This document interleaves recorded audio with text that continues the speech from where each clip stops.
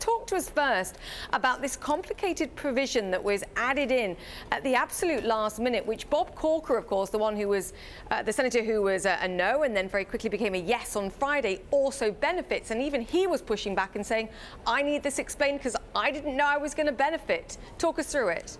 Right. One of many provisions that was added in the final stretch of the negotiations between the House and the Senate. This particular provision you referred to is a mix of what the House and the Senate had considered. It's kind of melding various ideas from each bill, so it didn't completely come out of nowhere, but it is uniquely crafted and would benefit real estate pass-throughs and investors such as Senator Corker, such as President Trump, people who are in that space. And I think it's kicked up a bit of a firestorm, mainly because Senator Corker mysteriously flipped his vote from no to yes without much of an explanation late on Friday. And upon discovering that this provision was in there, reporters began to ask questions as to, why that is.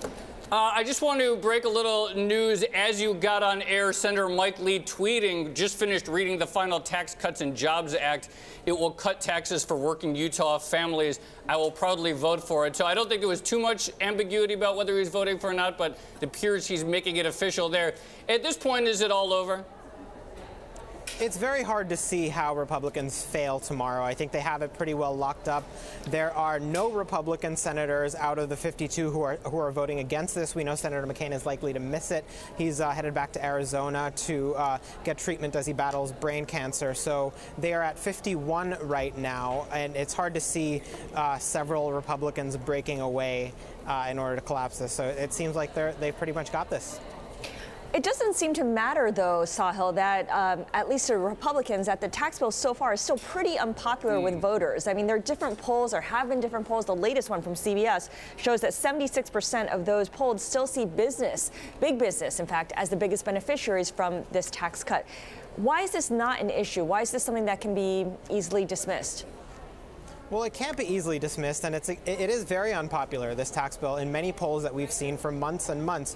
One of the reasons is that the idea of cutting corporate taxes is highly unpopular among voters at this point. And the other is the fact that, as analyses of various iterations of this tax bill have shown, the highest benefits go to the upper earners. That is not something that plays well with ordinary voters. And frankly, it cuts against the promises that President Trump made on the campaign trail, that he's made as president, and that Republican leaders have made, that this is primarily a bill for the middle class. The numbers don't quite crunch that way.